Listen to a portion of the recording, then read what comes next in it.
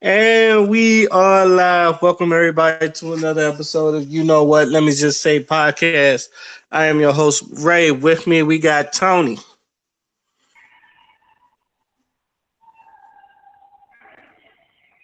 Tony might be doing something, but we also got Dion.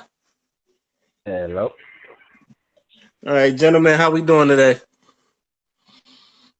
Good, good. Not sure what happened to Tony. I'm pretty sure you did. I probably just got to like message him or something like that. Um, how you doing during these quarantine days though, Dion? Could be better.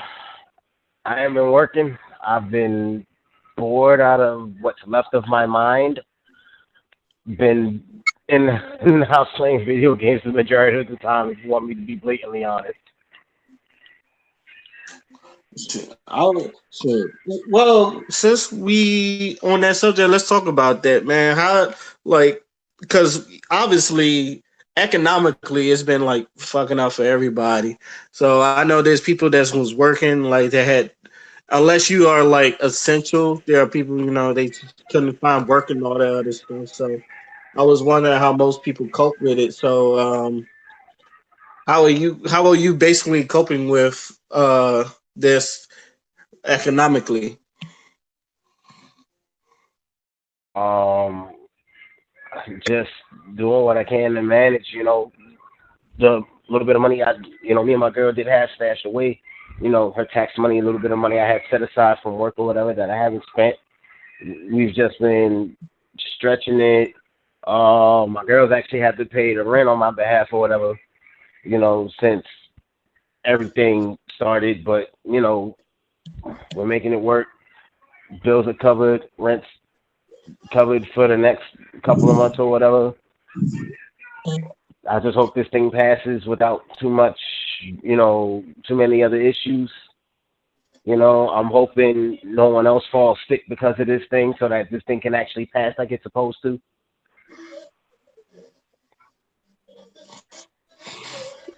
I'm not gonna lie. I've been practicing the social distancing, the whole thing.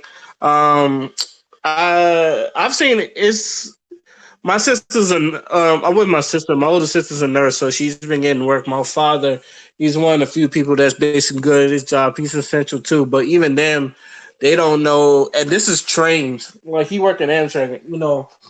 And I've always said like if anything goes on, it's still like trains and shit. But even they like it's like even affecting his train. So like I said, I've said this many a times. This virus should have never hit the fucking United States. I felt like we should have like dealt with it by not allowing people that was over there in Wuhan, China, to come to the states. But that was just that was just me. Now look what it's done. It's done fuck people up economically. You think Trump is going to be sending that uh 1200 check a month? I don't. I don't. I'll believe that when the money actually gets sent out. Until then, no. Yeah, I'm I've basically the got same mixed way. feelings towards him now anyway. Just now that I'm starting to peep certain things that have been happening since he's been off. There's actually been some good that's come out of this presidency, even if it's a small amount. So it's like, you know, can't really cuss and fuss about the dude as much. Look, my only thing is he has no excuse not knowing what the fuck's going on. If there are like regular people that's knowing what the fuck's going on, he should know what the fuck's going on. Especially like a situation like this where it could be detrimental to the states. Like I saw it like a couple in January when they was welding doors in Wuhan, China and shit, just to keep people from quarantine. So you're gonna tell me that you didn't know about it? I don't believe that shit at all. Especially like someone that is a celebrity that's been in pop culture, and like I said, it's kind of your job to know what is going. In my opinion, it's your job to know what's going on. So especially something like this. He's like he could have done something with it. I So I'm actually not totally shocked that he's been, you know, left in the dark and out of the loop on certain things. That actually doesn't surprise me, believe it or not, because what people, what a lot of people don't know, and I believe I've said this before, as president of the United States, your power is not absolute. Not everything you say is going to be final say so. There's there's too many other channels for to go through to do stuff. And there's, different people in different departments of the government, all these different organizations, whatever that handle shit. So if certain information doesn't necessarily get relayed to him, you know what, again, and I say this sarcastically, big shocker.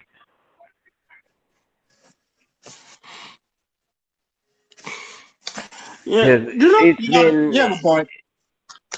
it's been Go ahead, made finish. obvious on in several ways that the Republicans have just been kind of using him as a figurehead.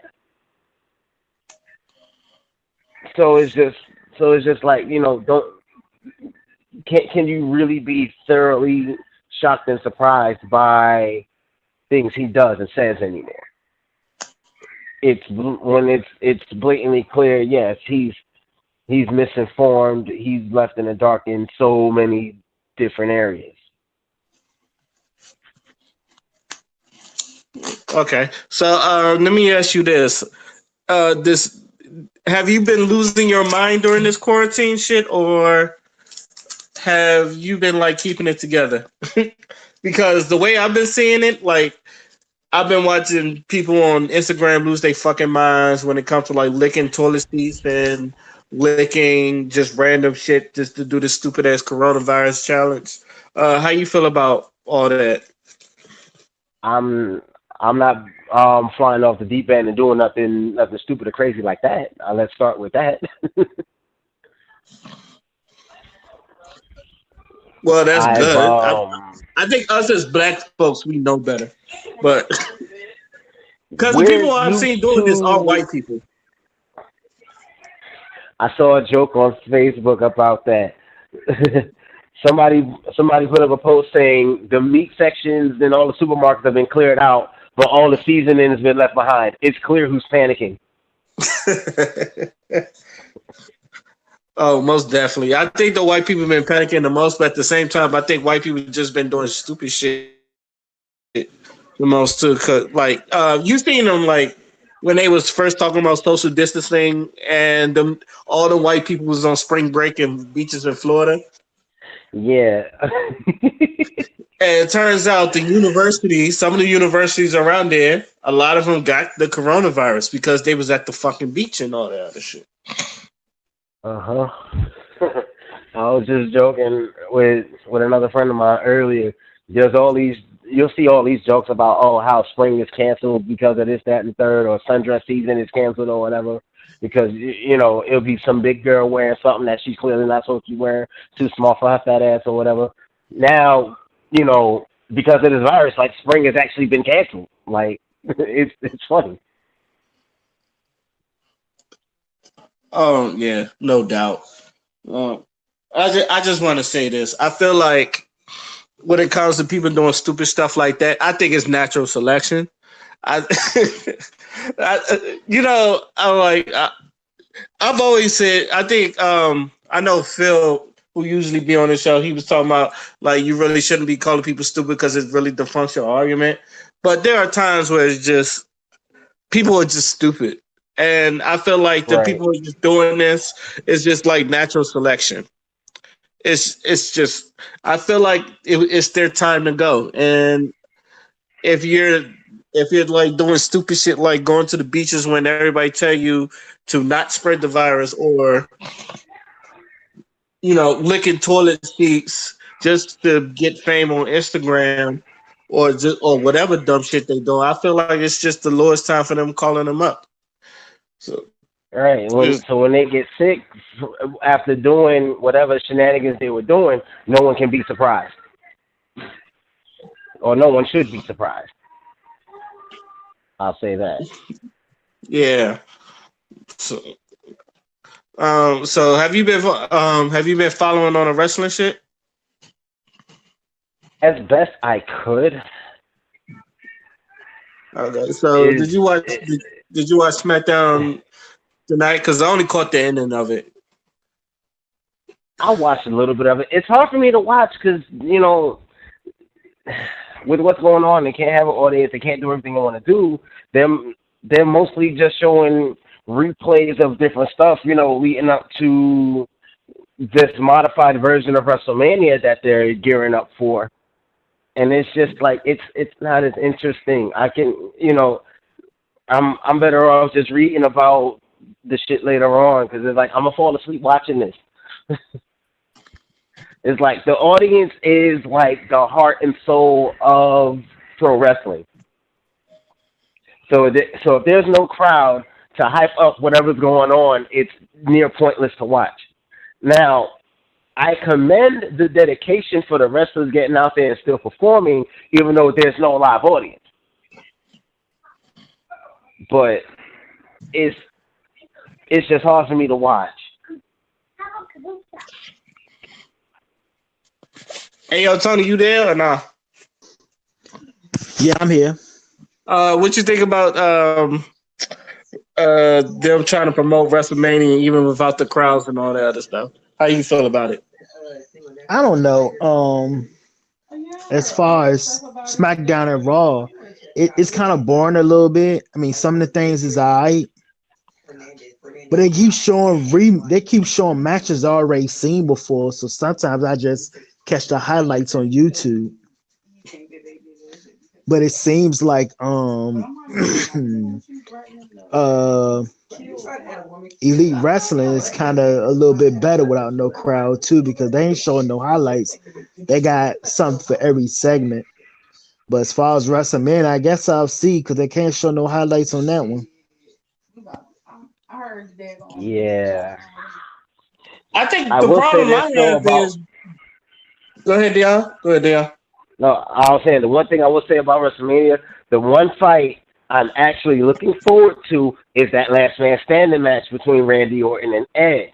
Simply because there's going to be no audience, you got all that open space, and the last man standing match is, for all intents and purposes, it's a it's a street fight with false count anywhere rules.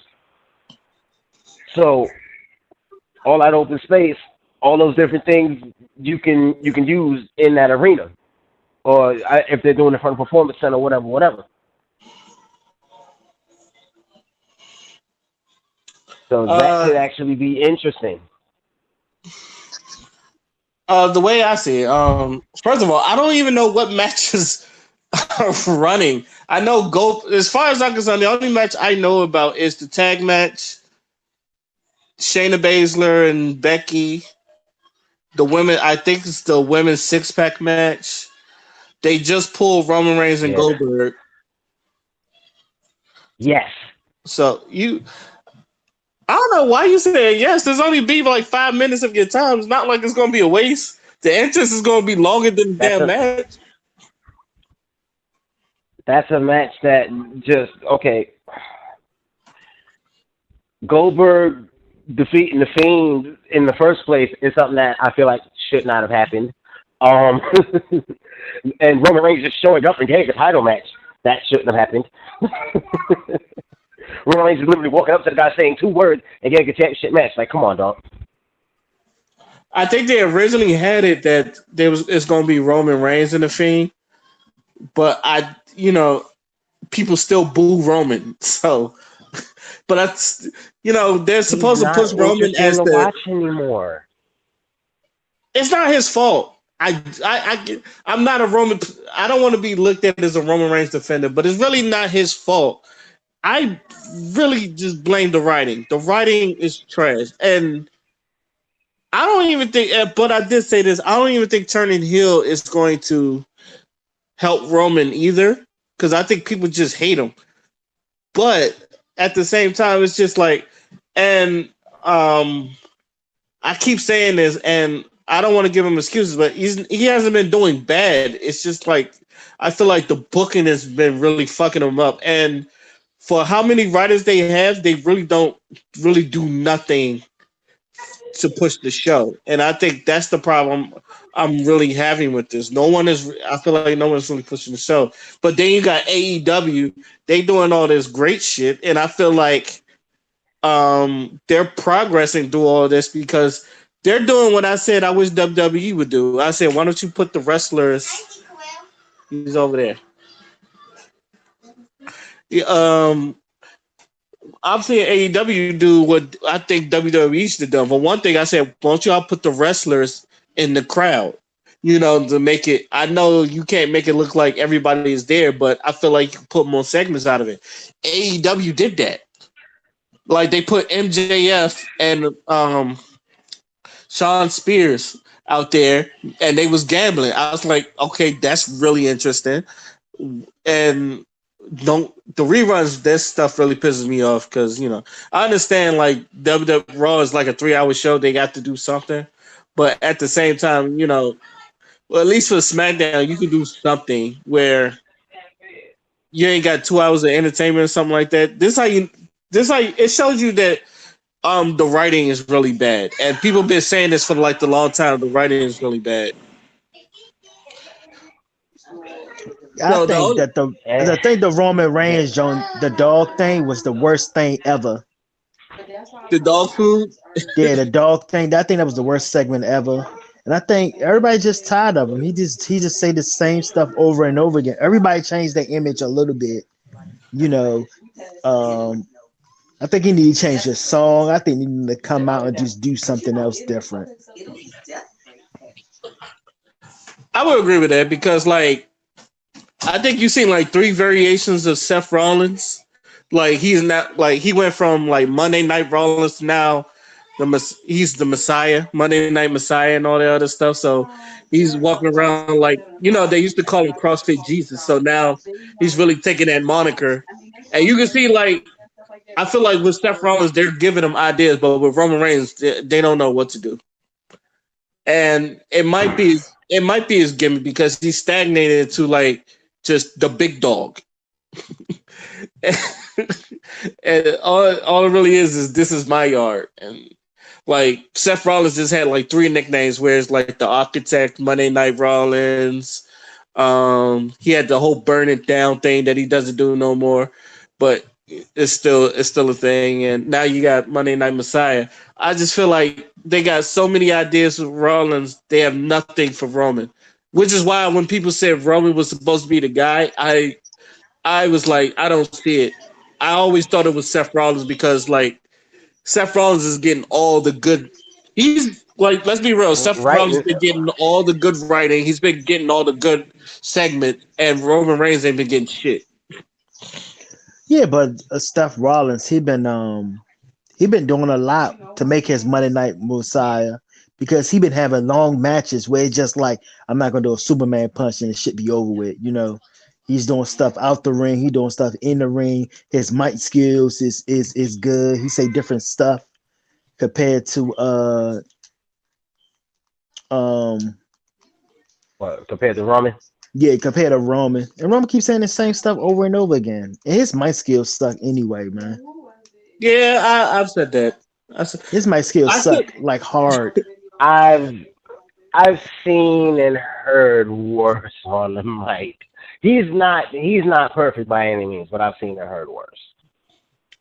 I keep saying he's improvement, but he My to me, like I will agree with Tony on this. He should be to a point where he's not John Cena or like any great promo, but he should be a point where it's comfortable. He doesn't look comfortable to me. None of that shit.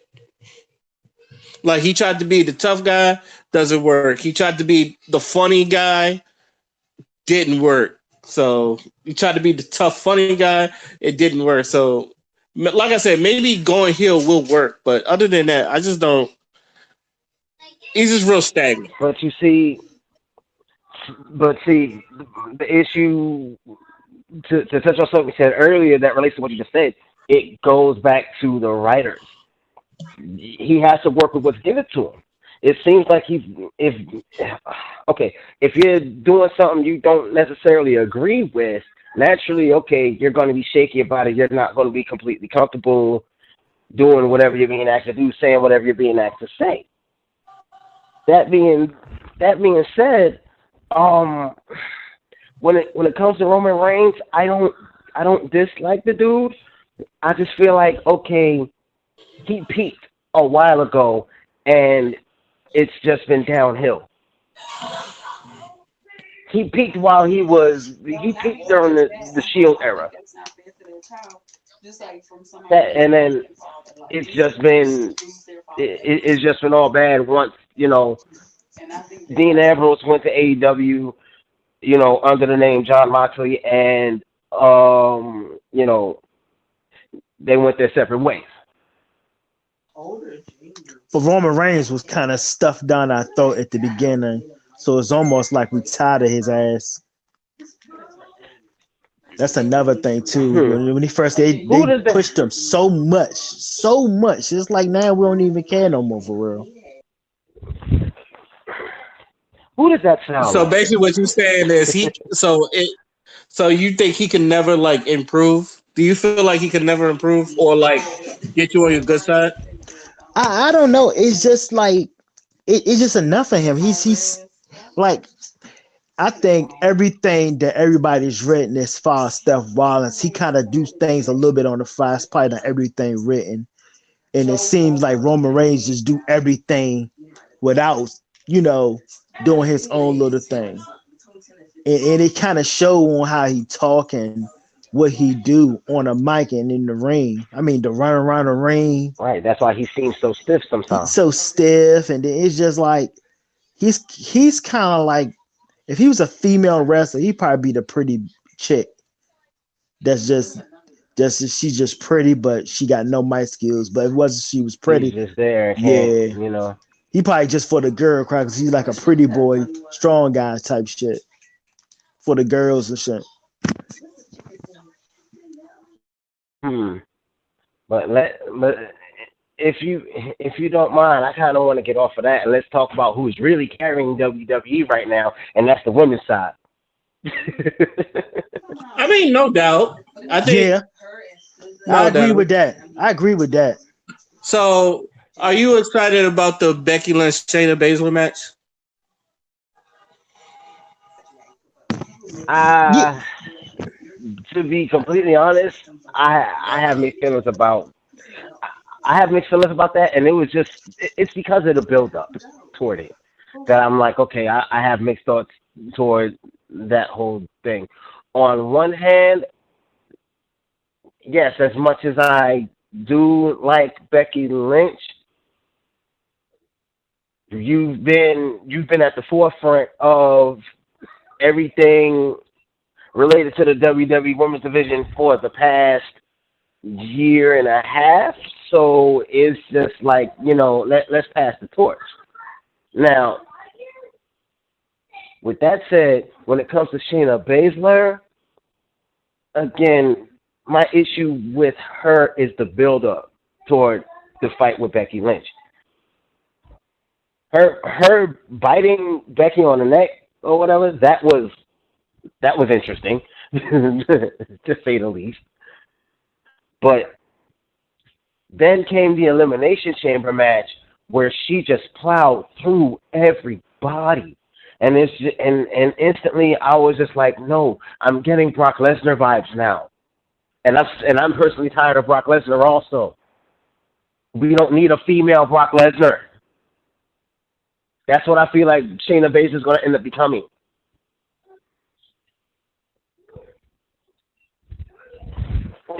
Because you're trying to fill the void left by Ronda Rousey. I get that, I think too. but My bad. My bad. Go ahead. Finish. My bad. Finish it. I, I I get that, but they could have done a better job in terms of. Okay, I'm put it like this: we all knew Shayna Baszler was going to win that elimination chamber. but they could have made it seem like, okay, she went through something during that match and earned her way to that. What we witnessed was a slaughter. What they gave us was just Shayna Baszler manhandling everybody. Um, Poor Natalia. That's all I got to say about that. Natalia got it the worst. But damn, that's how I see this going. And it's just okay. We're we're gonna get a couple of fights out of Shayna Baszler. We're gonna get a couple of good fights out of Shayna Baszler, and then it's gonna get to a point where we're barely gonna see her the same way we almost never see Brock Lesnar, with the exception of big events like WrestleMania and basically like every other pay per view.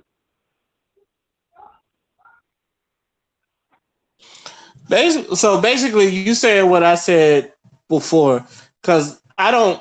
I knew, like I said, I knew Shayna Baszler was going to win, but I didn't like the way she did win, especially like her dismantling decorated female wrestlers like a Natty and a Oscar, and not just like, especially the way the elimination chamber went when she was like eliminating people 1v1, and you still had to wait for them to come out, and then once like Liv Morton, you had to wait like another 3 minutes for them to come out, and then she comes in 90 seconds later, she's choking them out, and then you had to wait another 3 minutes for like Oscar, and you do the same thing. I felt like at least in that match, you should have let them wrestle, especially like uh someone who's just like a Oscar and all that other stuff, who's actually went undefeated and had a streak that went all the way from NXT to WrestleMania,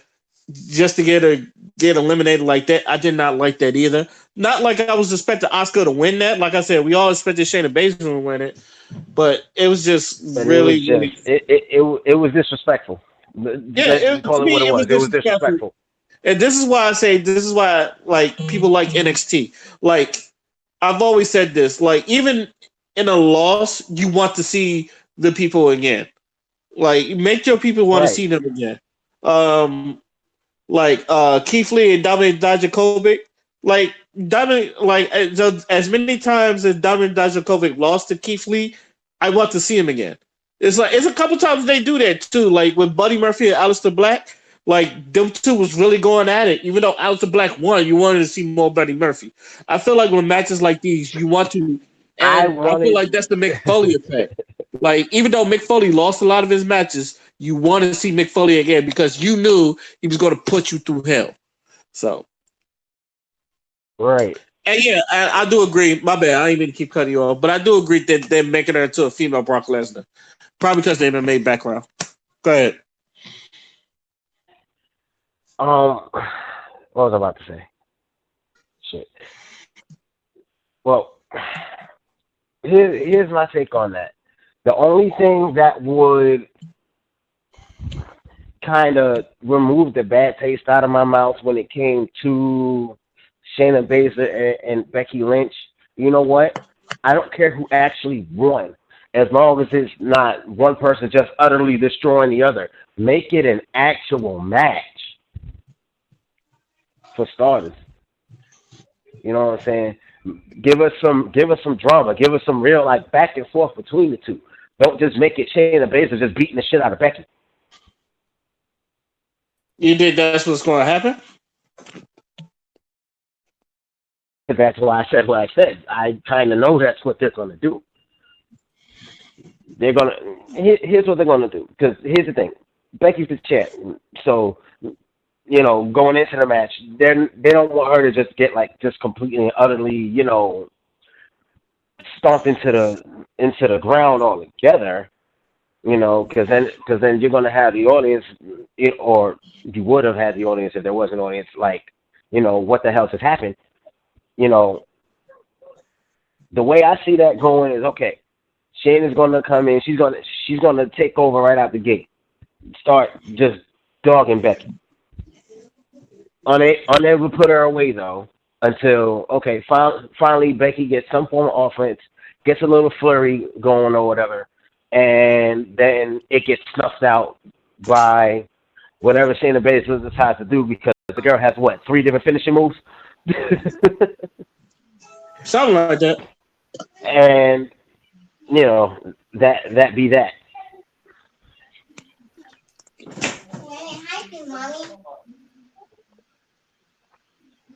But now comes the question of who are they going to build up to inevitably dethrone Shayna Baszler?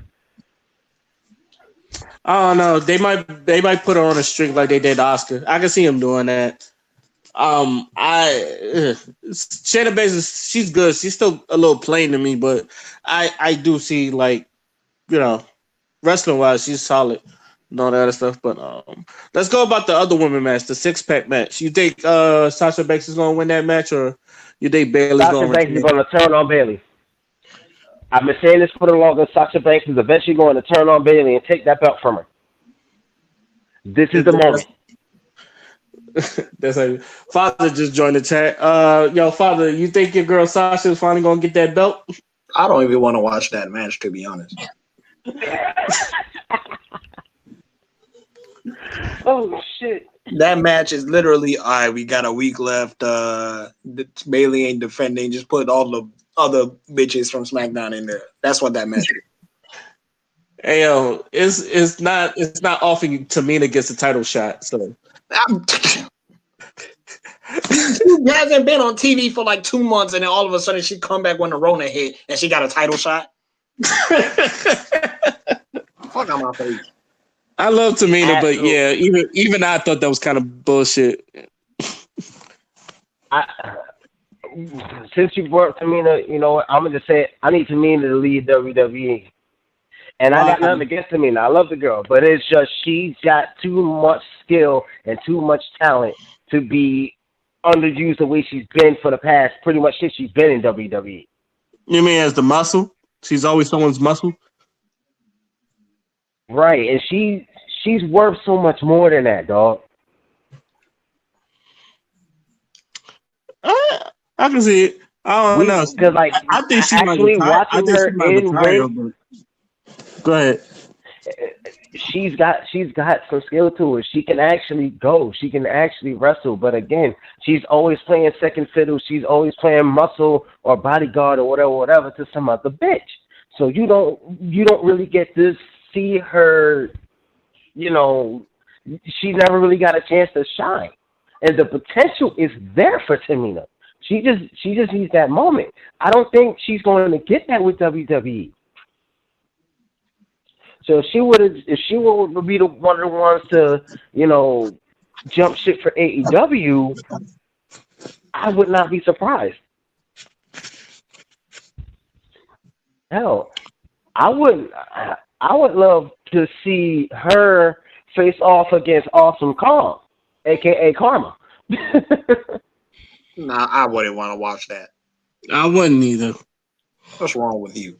I wouldn't either. And I like both of those women, but Have nah. you not learned a lesson with Mark Henry and Big Show? Yeah, no. No. Nah. The only 2 big people I want to see in the ring is fucking Keith Lee and Dominic Dijakovic. Other people, fuck that shit. And I was just talking about that match. Father, since you talking about you're talking about 2 300-pound niggas that fight like cruiserweights, so I get that. Exactly. Father, since you joined in, what you think about this WrestleMania build so far? And the whole empty seats thing.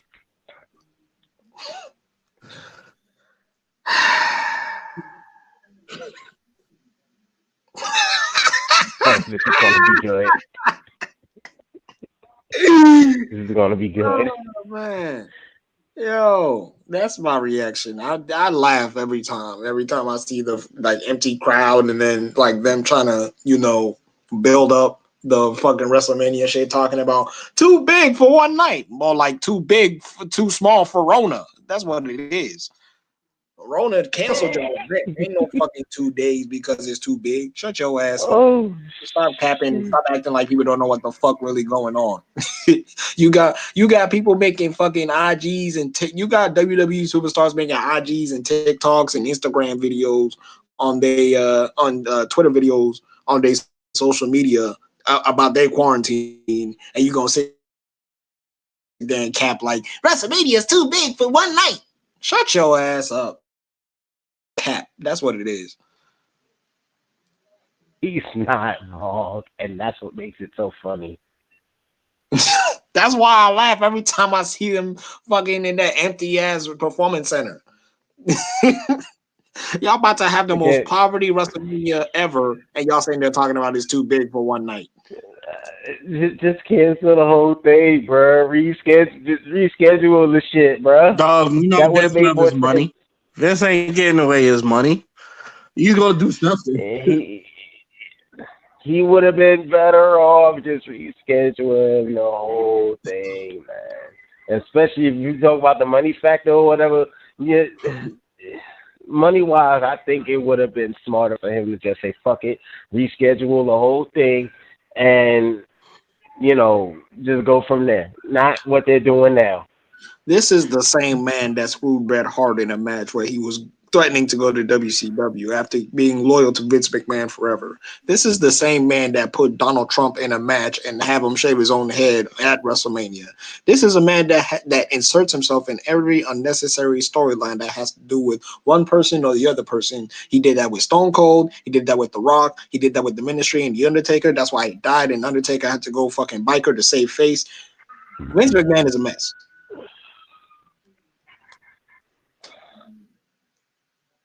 Any Uh, any last words before we get on to our next topic? I think the match I'm looking for is the Charlotte match for NXT champion. I think that's gonna be a better match.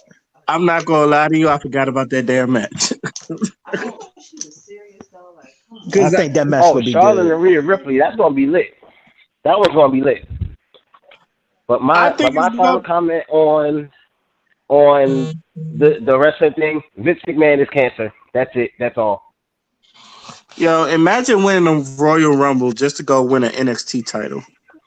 That's how I feel about that. All right, this is probably gonna be the last topic of the day. Did any of y'all seen the Chris Benoit Vice documentary, Dark Side of the Ring?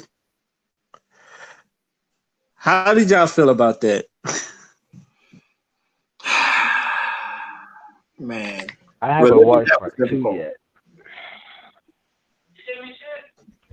All right, go ahead, Father.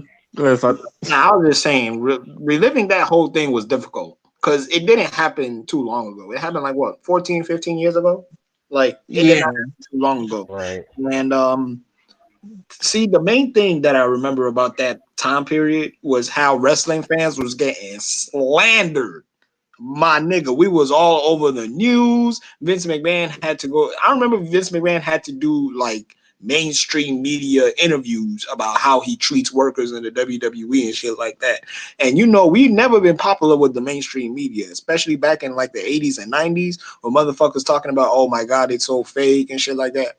We've always, like wrestling was always popular, you know what I'm saying? But when it came to like mainstream, when it came to primetime TV and shit and like major networks, we'd always get slandered. And it just seemed like an art form that never really got taken seriously until like now modern times. Like you got ESPN covering it and like more official sports like programs that are actually covering wrestling now. But back then, bruh, it was all, oh man, these guys take steroids, you know what I'm saying? It's fake. They don't really hit each other. What you're watching is stupid. Like that's all we heard as wrestling fans. So when this shit came through, and like someone said it in Chris Jericho said it in the documentary that it exposed wrestling. Like Chris Benoit's death actually exposed wrestling and the shit that really happens like back then. And Chris Jericho also pointed out that when WWE went with the wellness policy, bruh, they were so strict it wasn't even funny. That's why a lot of people like RVD and Jeff Hardy like left because like they couldn't even smoke weed. You know what I'm saying? If RVD can't smoke weed, he's dipping. If Jeff Hardy can't smoke a little weed, you know he's dipping. So so they got a lot of trouble. I mean, Jeff Hardy stayed for a while. He had that 2009 2010 run where he won the WWE championship, and then the drugs got him again, which was no secret. Everybody knew that Jeff Hardy always struggled with like addiction issues and shit like that. But Chris Benoit's death actually exposed the wrestling business because doctors would prescribe painkillers, wrestlers would get addicted to the painkillers. You know what I'm saying? Some turn to alcoholism, some turn to just like there's so much injuries, and you're out on the road like 365, like you don't really get to see your family like that, and just a whole bunch of shit like just piled up at once that wrestlers they have to kind of hide while they're on the camera because they got a show to put on. And this documentary just highlighted the fact that Chris Benoit's death exposed every single one of that. And watching the documentary and seeing, the close friends, you saw Vicky Guerrero, you saw Chavo. I believe in part one, Chavo said that Eddie died in his arms. I never fucking knew that. I almost broke down crying because Eddie Guerrero was like the only person I actually cried when he died. Like that shit hit me. I remember it perfectly. It was 2005. I was about to eat. You know what I'm saying? They was about to have the tribute show for Eddie Guerrero. It started. I went to go eat and I just lost it as like a little kid while I was eating because, bro, like he's really gone. So the fact that Chris Benoit is gone too, who's arguably one of the greatest like technical wrestlers of his generation and one of the most dedicated to his craft, went out like that, bro. And I always said this. We as wrestling fans, and I know y'all gonna agree with me, we as wrestling fans did not want to acknowledge the fact that Chris Benoit did it, because if we acknowledged it, he wouldn't have just died physically with his family. His legacy would have died. We can't talk about his matches the same. We can't talk about his rivalries the same. We can't talk about his moveset the same. Anything that's associated with the Benoit name, we can't really talk about it the same anymore. And that's what really, really, really hurt us. Like, and another thing is he was so integral to like WWE. Like he was the cripple of crossface. Whenever you hear his theme music hit, somebody's about to get German suplex. Somebody's gonna get hit with the cripple of crossface. Somebody's about to get hit with the flying headbutt. Like it was entertaining watching this man, do his craft and do his thing. Now we don't get to talk about that anymore because of the stigma attached to the name, and it's just like, bruh, that's like the hardest thing for us fans because we live off legacy. Like wrestling, the greatest thing about wrestling as a wrestler is living off your nostalgia. Like so many fucking people do it. WWE is known for bringing nostalgic acts back. So you could be famous in like the 70s and you're still relevant today because because the wrestling community really, really, really respects those who paved the way. And I think that's like one of the greatest things about wrestling. We actually respect our elders and those who don't put it down for us. So Chris Benoit, like he's never gonna go into the Hall of Fame, and we're never gonna get to talk about him the way that he deserves to be talked about as a wrestler, because what he did, we can't just like look over it. You feel me? And that's like the most painful part about it. So yeah, that documentary, man, it was hard reliving that. It was actually hard reliving that because I remember it like it was yesterday still.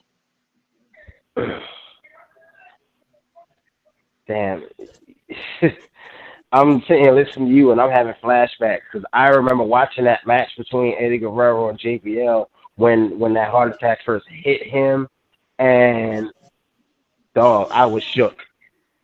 And then hearing that he had passed on, I think everybody felt that shock, man. Tony, you go ahead, Dion. But what Father said was absolutely right.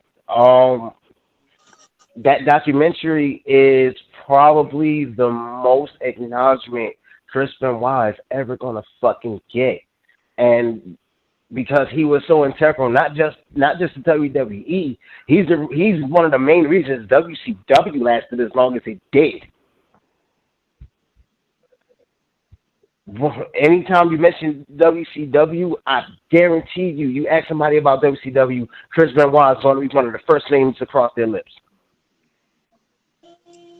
I'm gonna agree with you, but also disagree with you because they I was more. said I one of feel the like first they was. names.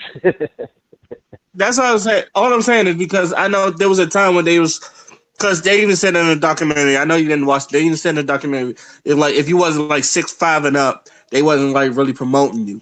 Like, yeah, Chris Benoit is one of the most technical wrestlers, but I do remember people like Psycho Sid, you had your Goldbergs, you had your Kevin Nashes. They was like more or less promoting them than someone who was like a Chris Benoit or Eddie Guerrero. That's why they went to WWE and formed the Radicals, because a lot of them, him, Dean Malenko, Perry Saturn, Eddie, they was just really good wrestlers. I know Chris Jericho went over there before them. Like, they was just really good wrestlers, but because of their height and them not being like 6'5" and shit, they wasn't really getting that much love. That's the one I felt like the one downfall of WCW. But go ahead. Yeah, everyone knows Vince McMahon has a thing for big, sweaty men. But But this is WCW though. That was and WCW. WCW had that Eric big sweaty man vibe too. Eric Bischoff Eric Bischoff had little to no respect for um his, I guess, smaller athletes, because if you actually look back at how they handled their what they called their cruiserweight division at the time, um outside of the luchadors, like your Rey Mysterios and things of that nature, the cruiserweights, the smaller guys, weren't really getting attention like that.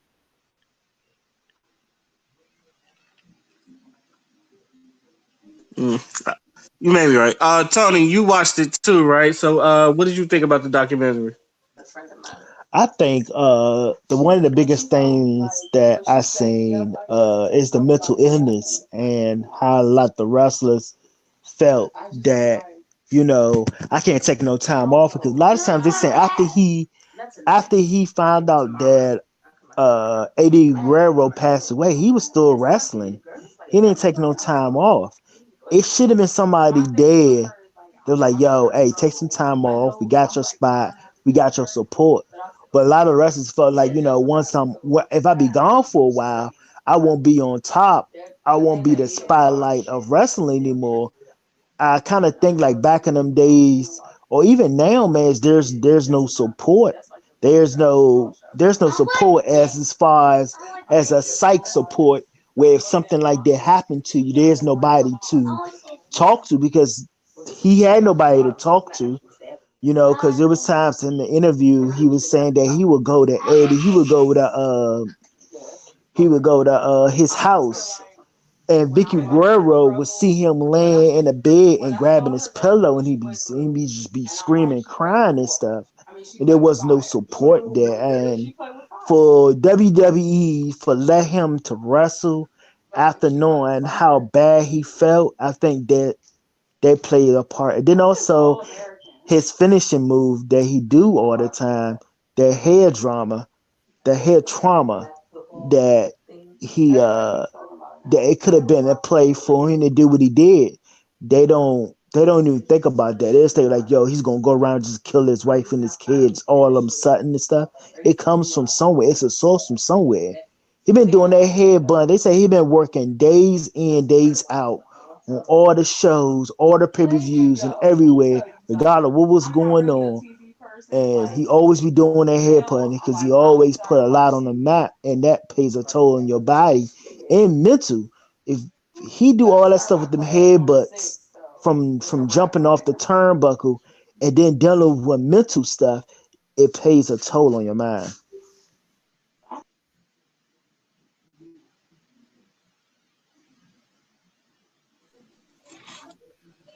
Uh, yeah. Another thing, I watched it too. I watched both of them. It was probably one of the better documentaries I've seen. Not even just wrestling wise, probably like period one of the better ones. I think very nicely done. So shout out to Vice for that. A couple things I noticed is that one, David Benoit looks smack like his dad. Like he's literally a spitting image of his father. Stole And his face. yes, he stole his whole fucking face. That shit is just like uncanny. Also, like Father said, there's a couple times where I wanted to break down too. Like one of them when he was like he was with his little brother, and him and his little brother was like, "We're gonna be tag team champions one day." And that one, there's a couple. When I tell you, there's a couple scenes that it's gonna hit you in the heart. Like that one hit me in the heart when he found out when Chris Benoit found out that Eddie died, and he said all you hear is this big old wail of a grown man crying. That one hit me. Chavo having Eddie in his arms as he died in his arms. That one, it was just it's like it's not even like it's not even like spotty. It was just like back to back to back to back. When I told Father, dog, I couldn't move. Like this shit had me. Like I felt like I like once I started because I knew when I wasn't really ready for this, but I was like I really need to watch this if I'm a wrestling fan. I'm like it's one of the things where I felt like I had to watch it. So watch it and then like first of all, shout out to Chris Jericho. That man is a saint. Bro. He is the GOAT.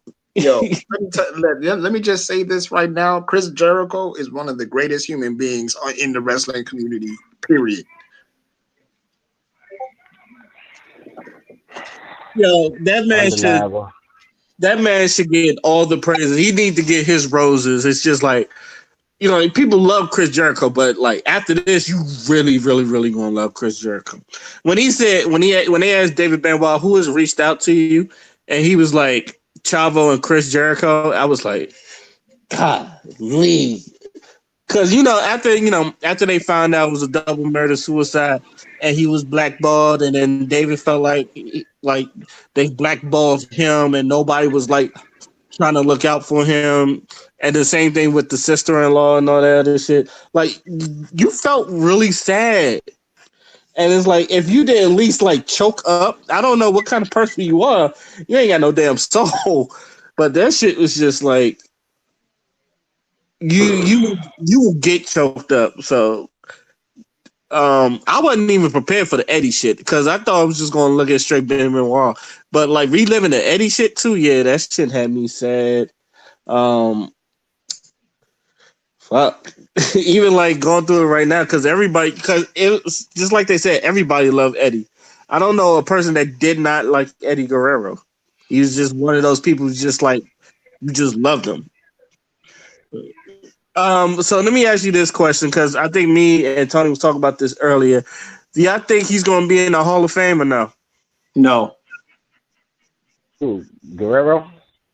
Benoit. No. Benoit, no. And Yeah, as painful it is to say no. The same way I feel like, it's going a little off subject, but the same way I feel like as much as China deserves a Hall of Fame slot, like a solo Hall of Fame spot just for herself, she's not going to get that.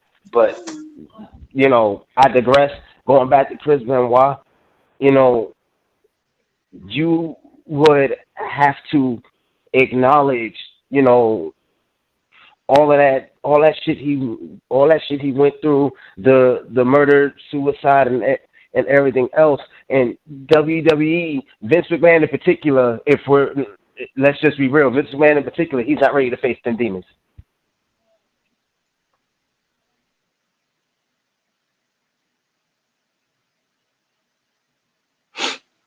What about you, A Tony? lot of I think he will be put into Hall of Fame. It probably gonna be a little while before it will happen. I think it'll be like years to come. Probably after Vince McMahon passed away. Probably in a different generation when they find out, it was probably hair drama, it was the cause of it or something like that. Or make some excuse. That's what I'm assuming. I think they're gonna do it later down the line, way later down the line. Way down the line. Gonna treat him like T.O. Okay, so let me ask y'all this: did y'all see like the Paul Heyman interview that was like inside the roast when he was talking about it? A little bit. Like he was talking about Brock Lesnar, but someone brought up Chris Benoit, and basically he was like, three people died in that. He said, I don't give a shit about CTE, but he's like, three people died in that house. One of them had the choice to, and all that other stuff. So he was like, as a wrestler, I love him, but as a human being, fuck him. Have you ever heard about that? Nah. Nah, I, I'll send y'all the link. It's kind of like he talked about it a little bit because he was, but I was wondering if people was going to get Paul Heyman shit for it or not. And it seems like it's not because, it was a double murder suicide. But I was wondering your opinions on that. Or do you think Paul Heyman is justified in saying that? Because He's justified. even I think he's justified because there's a lot of people that feel that way. Hell, even Chris Jericho feels that way. Jim Ross feels that way. And JR is called pretty much like the most memorable Chris Benoit matches there is when he was in WWE. So, like, yeah, we always gonna look at Chris Benoit as one of the greatest wrestlers to ever do it. But again, it hurts to say that because the name Chris Benoit itself, because of what he did, unfortunately, we can't, we would love to, separate the man from the wrestler, but they're one and the same. Unfortunately, that's just how the business works. I mean, yeah, you can separate them, of course. People got gimmicks and shit like that. But at the same time, what he did was so major, it can't be looked past. You know what I'm saying? Like, that's why they say that. That's why he won't be in the Hall of Fame and, shit like that. I feel the same way. I definitely feel the same way. It's like you can't even if it is 20 years, you can't talk about that Chris Benoit without looking at the double murder suicide, and it's like Peak Rose. It's like the whole gambling thing. They're just going to keep him out, and they still don't even mention his name. Like you'll hear him outside of us, but like inside the WWE, they still don't mention his name. I know they're like somewhat putting his matches back on WWE Network, but they really, really try to take him out of everything. So, any last words before we move on to our final thoughts? I have nope. one thing to say about what you just said. I But feel like, and then I don't think it's going to happen, or if it does happen or whatever, it's going to get shut down. But I'm thinking in the sense of, what if the wrestling fan base actually made it a point to speak out and like actually acknowledge Benoit and his accomplishments? At the same time, yes, we like we just said, understanding that you are going to have to acknowledge his crimes. You are going to have to you're going to have to face that. A lot of people don't don't want to. A lot of people are not ready to, they don't want to. I'm getting choked up thinking about that whole thing, or even now. But a lot of people are just not ready to go down that road. exactly. But there are people that still want Dick Chris Benoit to get in. But like I said, I don't think a lot of people. But I feel like WWE is not gonna put him in, even though yes, he's probably top five, maybe top two greatest technical wrestlers of all time, and all that other stuff. And his accolades are more than enough to put him in.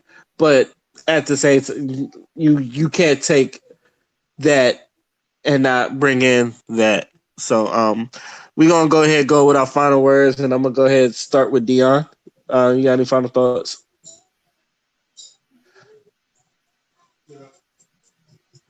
I just hope something. I just hope something changes with this whole coronavirus thing, because it's got this whole world in disarray. You know, and I'll just leave it at that. Tony.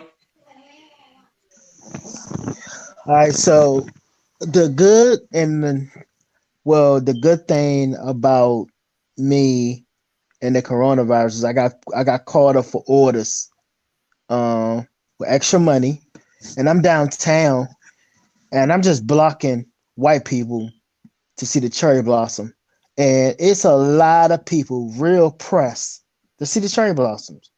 Sunday they say they had like probably like 300 people down there just to see the cherry blossoms. So we literally had to call the National Guard and block street just to tell them people, hey, you can't look at a tree, you should be home.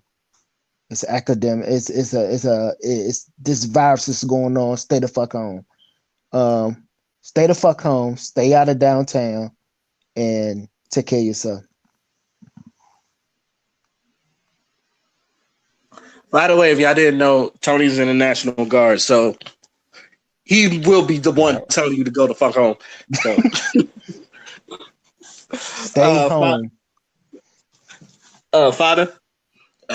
First of all, let me shout out to our good brother Tony because Americans are dumb as hell, and the fact that you have to fucking risk your well being to make sure these motherfuckers stay home, I salute.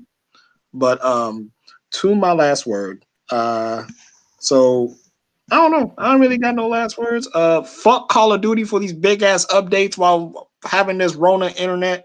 And my fiance finally got not suspended anymore, and I'm a very happy, fiance. um, Huh.